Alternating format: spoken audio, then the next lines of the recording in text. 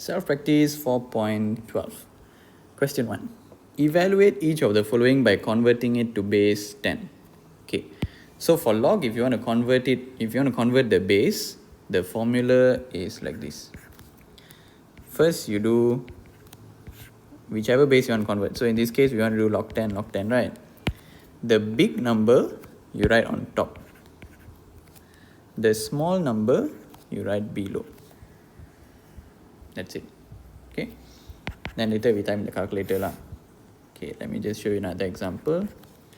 So again, log 10, log 10. If you just follow these steps, right, you won't make a mistake. The big number we write on top. The small number we write below. Okay, let's try one more. You want to change to log base 10. So log 10 over log 10. Big number we write on top. Small number we write below. Then we have D. Same thing, log 10 over log 10. Big number on top. Small number below. Okay, now we can type in our calculator to find it lah.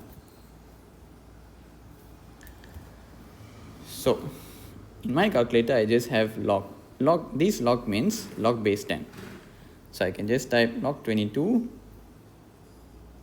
divide log 3. So I get 2.814. Then we have log 1.32 divide log 6.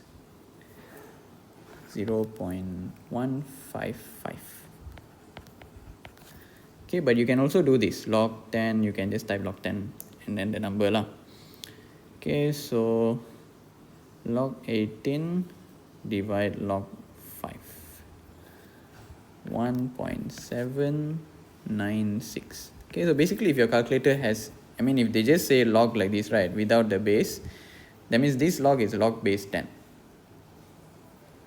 Log 0.815 divide log 4. You get negative 0.148. Done.